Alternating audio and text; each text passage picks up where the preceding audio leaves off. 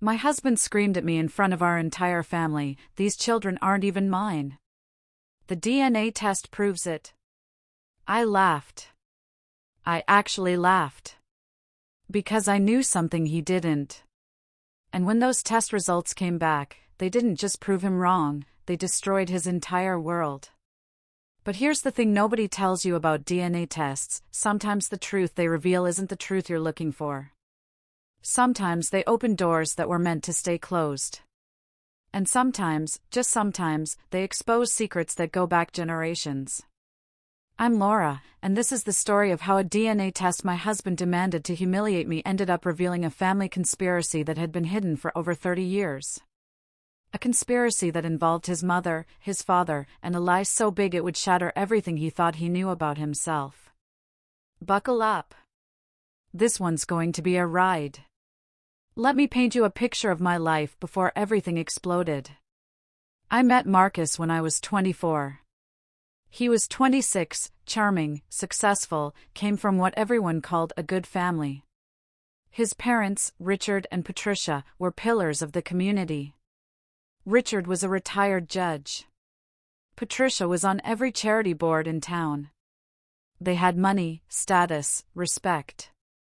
Marcus was their golden child. Their only child, actually. They doted on him. Anything Marcus wanted, Marcus got. And when Marcus decided he wanted to marry me, his parents had opinions. I wasn't from their world. My dad was a mechanic. My mom was a teacher. We were comfortable, but we weren't country club comfortable. We weren't summer in the Hamptons comfortable. Patricia made it very clear from the beginning that she thought Marcus could do better.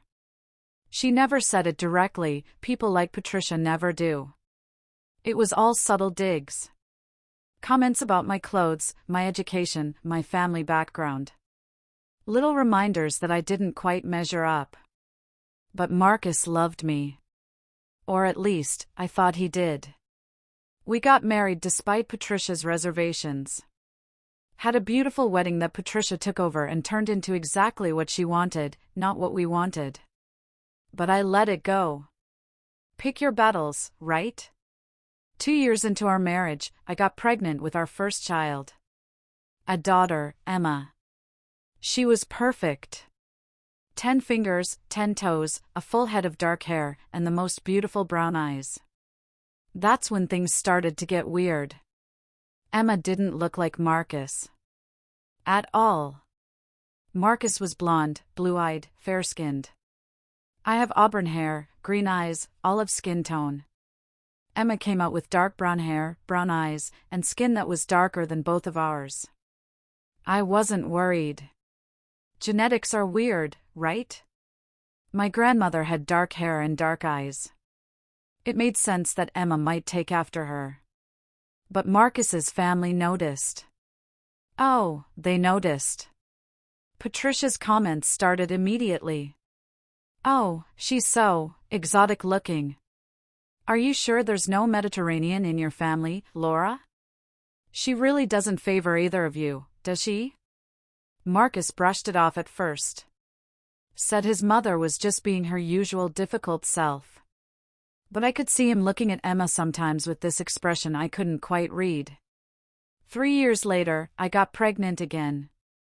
A son this time. We named him Jake. And Jake? Jake was Marcus's clone. Blonde hair, blue eyes, same face shape, same everything. You could put their baby pictures side by side and barely tell them apart. Patricia was thrilled. Finally, a grandchild who looked like family, as she put it. The favoritism was immediate and obvious. Jake got the expensive gifts, the special attention, the pride of place in family photos. Emma noticed. How could she not? She was only 3, but kids understand when they're being treated differently. I confronted Patricia about it once. She looked at me with those cold blue eyes and said, "I treat all my grandchildren appropriately." Appropriately. Not equally. Appropriately. Marcus said I was overreacting. Said his mother loved both kids the same. But he didn't see what I saw. He didn't see Patricia literally pushing Emma out of the way to get to Jake. He didn't see the dismissive way she'd hand Emma off to someone else while cooing over Jake. Or maybe he did see it, and he just didn't care.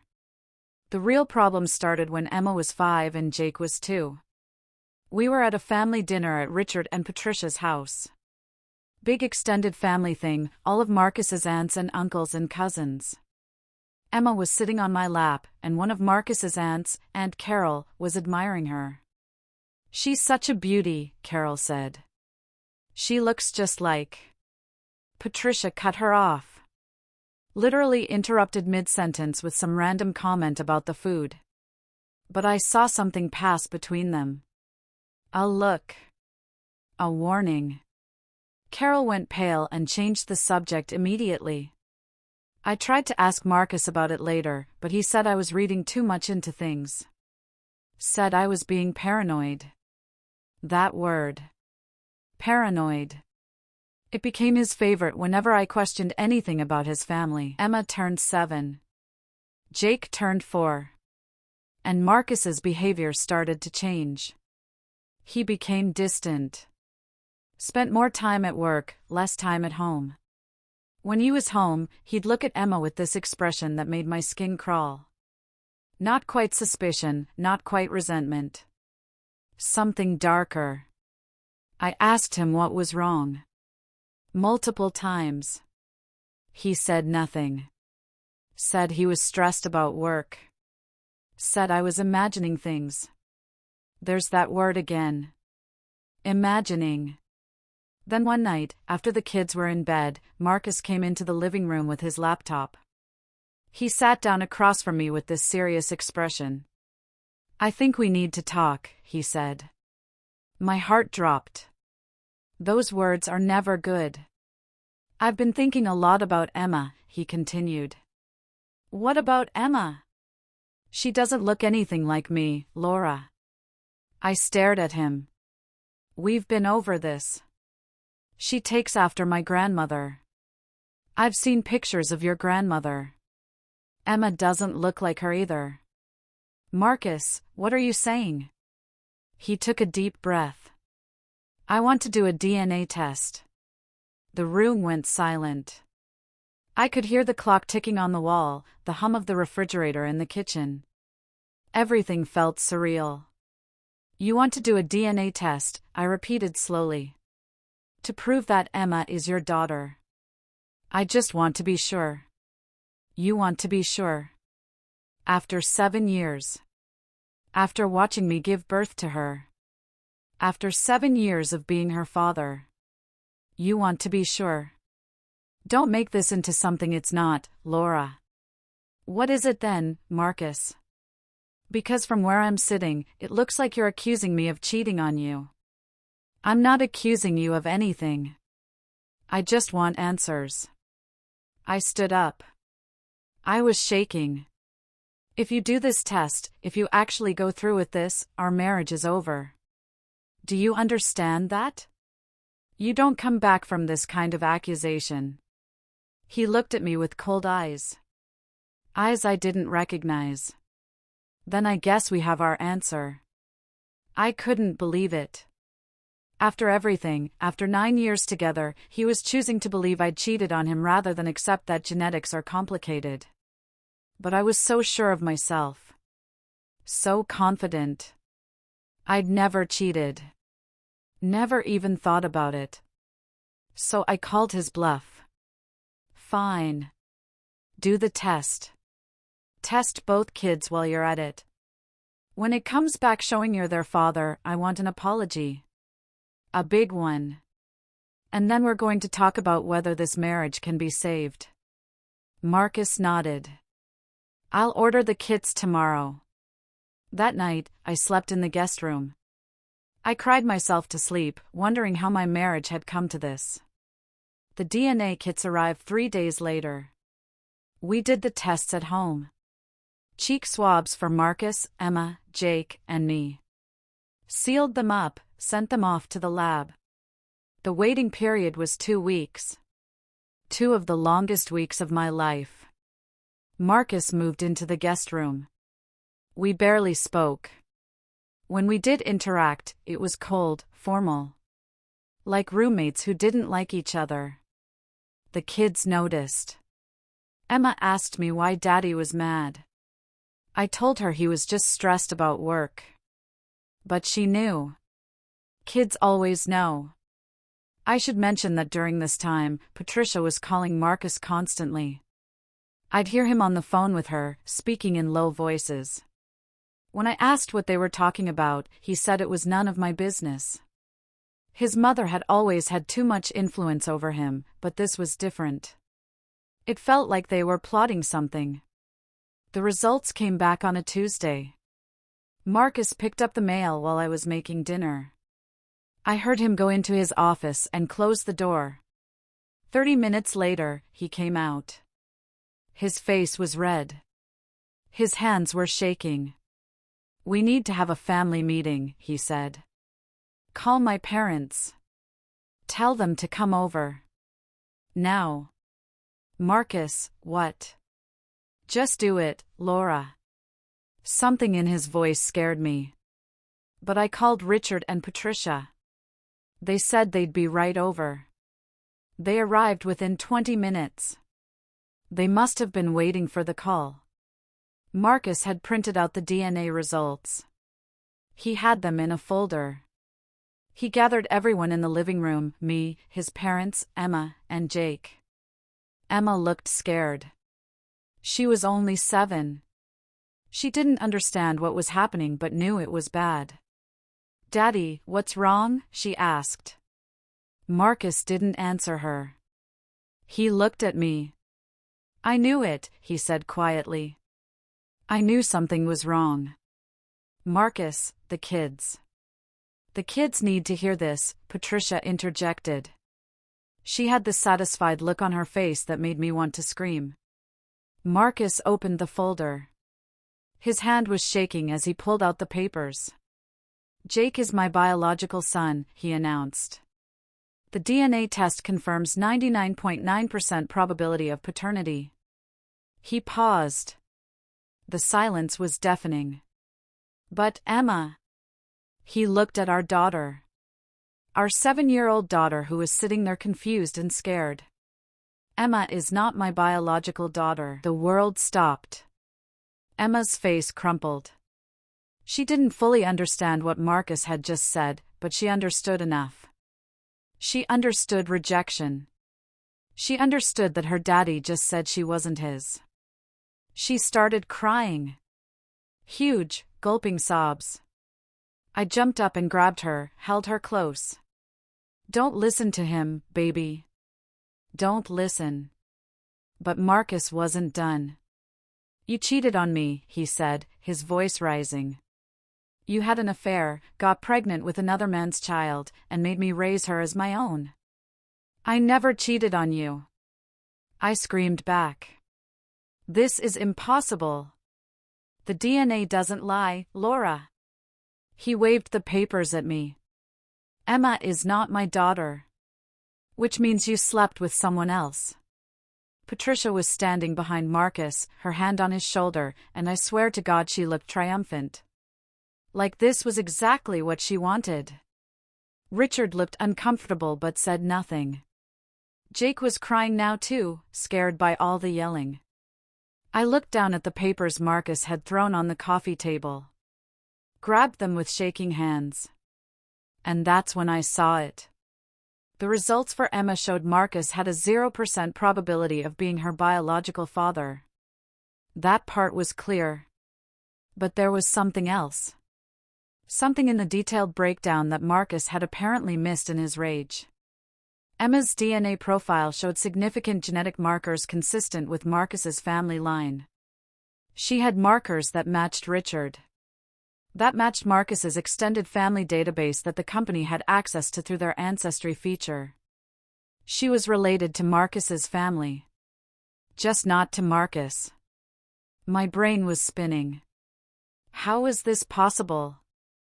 How could Emma be related to Marcus's family but not to Marcus? Unless... I want to see your test results, I said to Marcus, my voice deadly calm. What? Your DNA results. Not just the paternity test. The full genetic profile. I want to see it. Why? So you can make up more excuses? Just show me. Something in my voice must have convinced him because he pulled up the full report on his phone and shoved it at me. I scrolled through the genetic markers, the ancestry breakdown, the family matching algorithm. And there it was. A notification that said, unexpected genetic relationship detected with listed father. Please contact customer service for more information. I looked up at Marcus. Did you see this?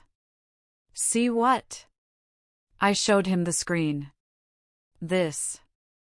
Right here. It says there's an unexpected genetic relationship with your listed father. Marcus squinted at the screen. What does that mean? It means, I said slowly, my mind racing, that you might want to check your own paternity before you start accusing me of anything. The room went dead silent. Patricia's face went white. Completely white. Richard stood up suddenly. I think we should go. Sit down, Richard, I said. My voice didn't sound like my own. It sounded cold, hard, dangerous.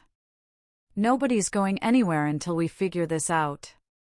Laura, you're being ridiculous, Patricia started. Am I? I turned to her. Then explain to me why Emma has genetic markers matching Richard, matching Marcus's extended family, but not matching Marcus. Explain to me why Marcus's test shows an unexpected genetic relationship with his listed father. Patricia's mouth opened and closed. No sound came out. I grabbed my phone and called the DNA testing company's customer service. Put it on speaker. It took 15 minutes of being on hold and transferred before I got someone who could help. A genetic counselor. I need help understanding some test results, I said. My daughter's DNA shows she's related to my husband's family but not to my husband. And my husband's test shows an unexpected relationship with his listed father. The counselor asked for our test ID numbers. I gave them to her. I could hear typing on the other end. I see, she said after a moment. Ma'am, I need to ask you some sensitive questions. Are you in a private location? No. And I don't care. Everyone who needs to hear this is in this room. Just tell me what the results mean. More typing. A long pause. Based on the genetic markers, your daughter shares approximately 25% of her DNA with your husband. That's consistent with a niece-uncle relationship or a grandparent-grandchild relationship. My heart stopped. Explain that. Your daughter is not your husband's child, but she is his niece or grandchild biologically. Which means one of her parents is either your husband's sibling or your husband's parent. I looked at Patricia and Richard. Patricia had tears streaming down her face. Richard was staring at the floor. And my husband's relationship with his father? I asked, my voice barely a whisper. Your husband shares approximately 25% DNA with his listed father. That's not consistent with a father-son relationship. That's consistent with an uncle-nephew relationship or a grandfather-grandson relationship. Marcus was staring at his parents. What is she saying? The counselor continued, I'm sorry, but based on these results, the man listed as your father is more likely your uncle or grandfather. And, she paused, there's something else. Your daughter shares approximately 50% of her DNA with your listed father. That's consistent with a parent-child relationship. The phone slipped from my hand. Emma wasn't Marcus's daughter. Emma was Richard's daughter. Which meant Marcus wasn't Richard's son. Which meant... I looked at Patricia. What did you do? Patricia collapsed onto the couch. Her perfect composure, her superior attitude, all of it crumbled in an instant. I never meant for any of this to happen, she whispered. What did you do, Mother? Marcus's voice was hollow. Richard stood up. I think I should be the one to tell this story. You'll sit down and shut up. Patricia screamed at him. I'd never heard her raise her voice before. You've done enough. But Richard ignored her. He looked at Marcus with eyes full of pain and regret. Marcus, I need you to know that I've loved you as my son from the moment you were born. Nothing that comes out tonight changes that. Just tell me, Marcus said. Richard took a deep breath. Patricia and I got married 33 years ago. We tried to have children right away. It didn't happen. After 2 years, we went to a fertility specialist. He paused, gathering himself. That's when we found out. I couldn't have children. I was infertile. Completely. Marcus made a sound like he'd been punched. Richard continued, Patricia was devastated. She wanted a child so badly. She came from a family where appearances were everything, and being unable to have children, it was unacceptable to her.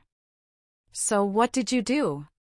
I asked, though I was starting to piece it together. We agreed to use a sperm donor, Richard said. That was the plan. We were going to go through a clinic, do it properly. But that's not what happened, is it? I said quietly. Richard shook his head. Patricia didn't want to use a donor from a bank. She was afraid the child wouldn't have the right breeding, as she put it. She wanted someone from a good family. Someone intelligent, successful, from the right background. So she chose someone you knew, Marcus said.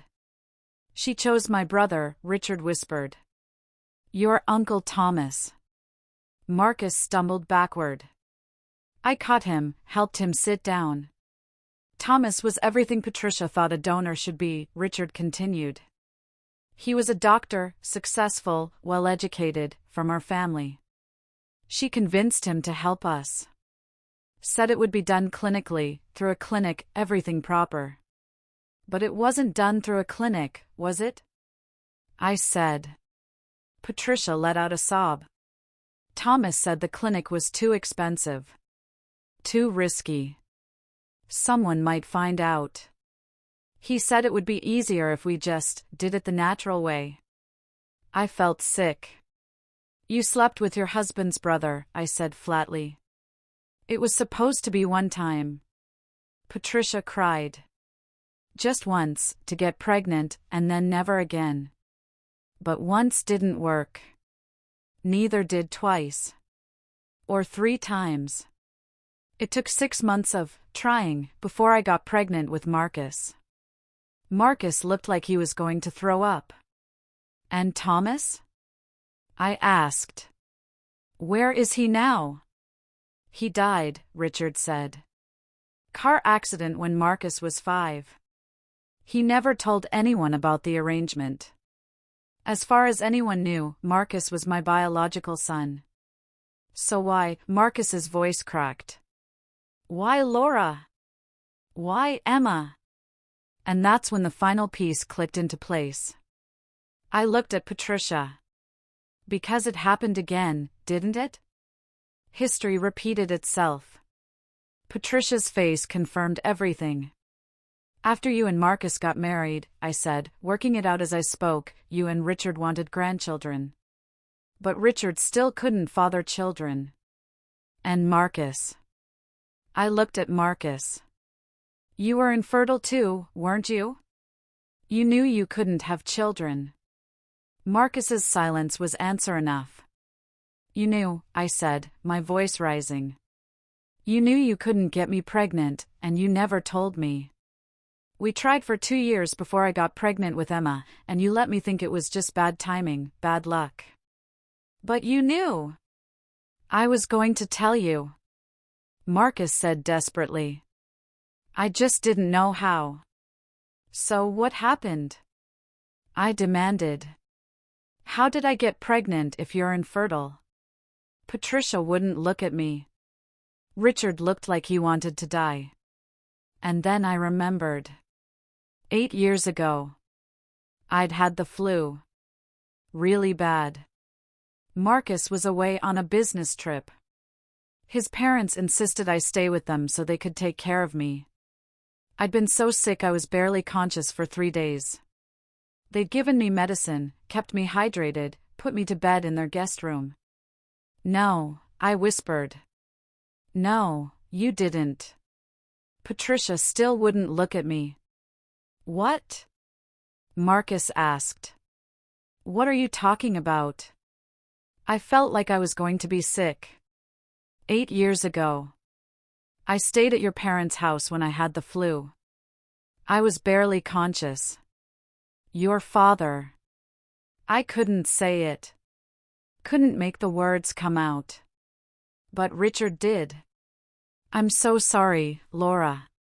Patricia gave you sleeping medication mixed with the flu medicine. You were unconscious. And I did what she asked me to do. The room spun. Richard had raped me. While I was unconscious. At Patricia's direction. So I would get pregnant. So their son could have a child. So their family line could continue. And they'd done it knowing that Richard couldn't be the father either, which meant they'd planned for Richard to be Emma's father the same way Thomas had been Marcus's father. Oh my God, Marcus whispered. He looked at his parents like he'd never seen them before.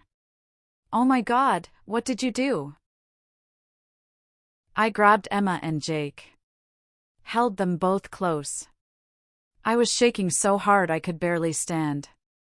Get out, I said to Patricia and Richard. Get out of my house right now or I'm calling the police. Laura, please, Patricia started. You raped me. I screamed.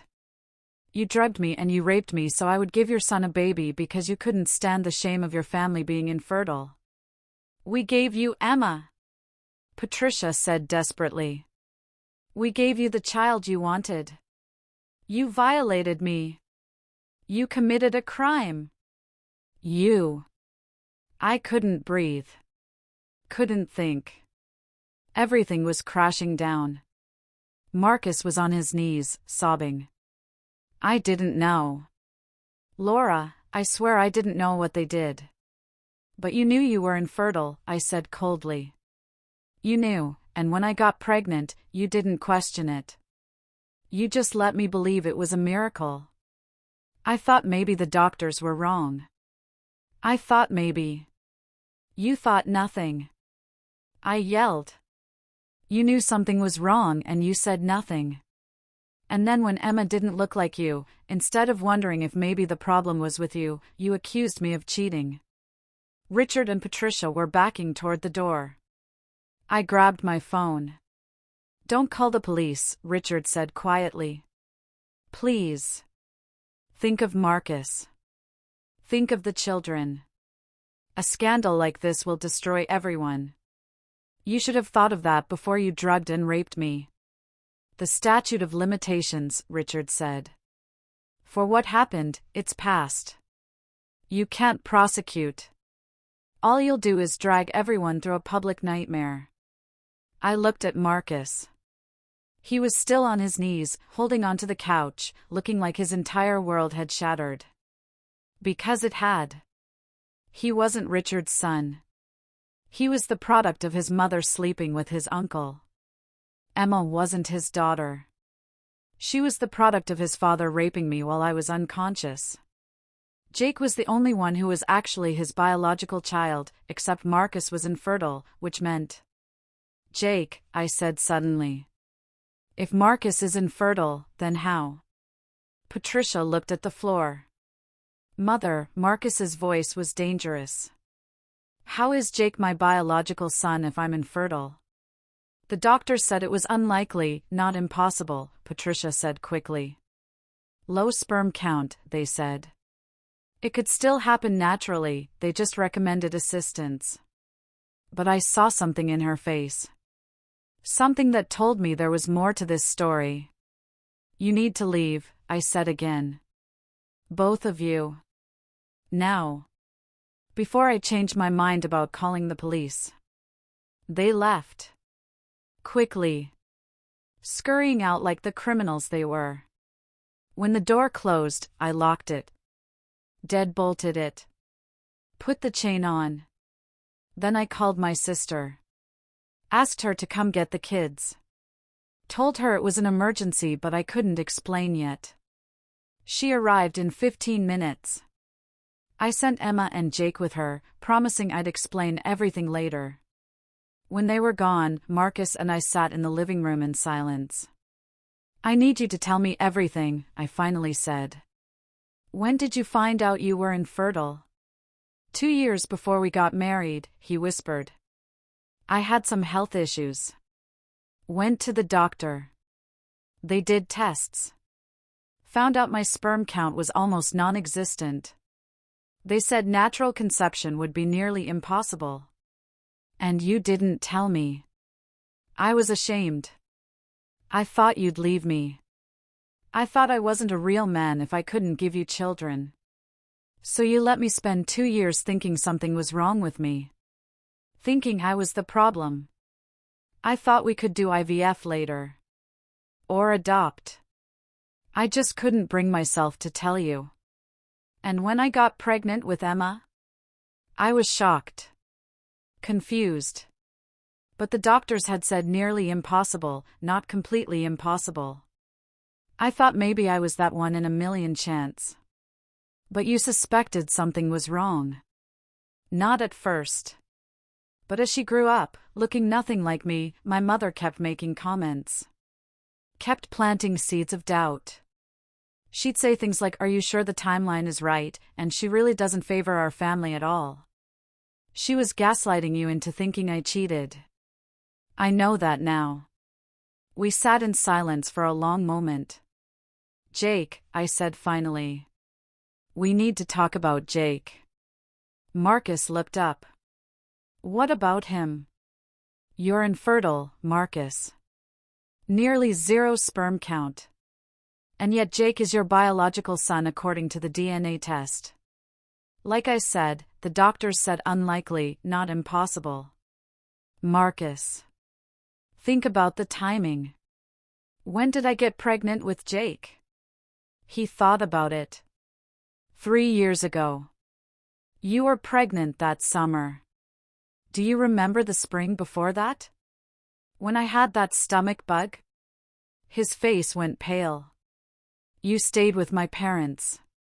For 2 days. They insisted on taking care of me because you were at that conference. No, Marcus whispered. No, they wouldn't. Not again. Your mother drugged me once to rape me. Why wouldn't she do it again? But the DNA test said Jake is my son. Did it? Or did it say Jake shares DNA with you? Like how Emma shares DNA with you even though she's not your daughter? The realization hit him like a truck. We need to run more tests, I said. We need to test Jake against Richard. Against other family members. We need to know the truth. Marcus nodded numbly. But I already knew the truth. Patricia had orchestrated everything. She drugged me twice, had her husband rape me twice, to give Marcus 2 children. She'd done it to maintain the family image, to ensure there were heirs, to cover up the shame of infertility that apparently ran in the family. And when Emma didn't look like Marcus, she'd planted the seeds for him to doubt me, to accuse me, to request a DNA test, knowing full well what it would reveal. She'd been willing to destroy my marriage, destroy my reputation, make my own daughter think she wasn't wanted, all to cover up what she'd done. That was 6 months ago. The subsequent DNA tests confirmed what I suspected. Jake is not Marcus's biological son. He's Richard's son. Patricia had drugged and had Richard rape me twice, 3 years apart. I filed for divorce immediately. Filed a police report too, even though Richard was right about the statute of limitations. At least it's documented now. Marcus filed criminal charges against his parents. The DA said the statute of limitations issues make prosecution difficult, but they're pursuing it. Richard and Patricia have both been arrested. They're out on bail, awaiting trial. The story made local news. Patricia's precious reputation? Destroyed. All her charity boards asked her to step down. Richard was disbarred. Everything they did, all the crimes they committed, were to protect their image and their family line, and it all came crashing down anyway. Marcus and I are divorced now. Not because of the infidelity accusation. I actually understand why he suspected something was wrong, given his mother's manipulation. But because I can't look at him without remembering what his parents did to me. Without remembering that he knew he was infertile and said nothing. Emma and Jake live with me. Marcus has supervised visitation. He's in therapy, trying to process everything. So am I. The kids are in therapy too. Emma especially. She heard her father say she wasn't his, and even though we've explained that she is loved, that none of this is her fault, the damage was done. But here's what I want you to understand: Emma and Jake are my children. Biology doesn't change that. The circumstances of their conception don't change that. They are innocent in all of this. Richard is their biological father, but he will never be their daddy. He's a rapist and a criminal, and he'll never be alone with them again. Marcus, despite everything, loves them both. He's fighting to maintain a relationship with them, and I'm allowing it because they love him too. As for me, I'm healing. Slowly. Some days are harder than others. But I'm also angry. Furious. Not just for me, but for every person who's ever been violated, manipulated, gaslighted by the people who were supposed to love them. Patricia thought she could control everything. Control her image, her family, even human biology itself. She thought she could commit crimes and get away with it because people like her always do. But DNA doesn't lie. And when you build your entire life on secrets and lies, eventually everything comes crashing down.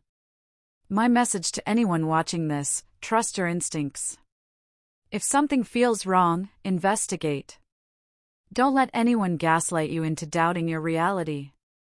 And if you're a victim of sexual assault, even if it happened years ago, even if you were unconscious, even if it was someone you trusted, it's not your fault. Report it. Tell someone. Don't let shame or fear keep you silent. I'm Laura. This was my story. And I'm done being silent. Thank you for listening.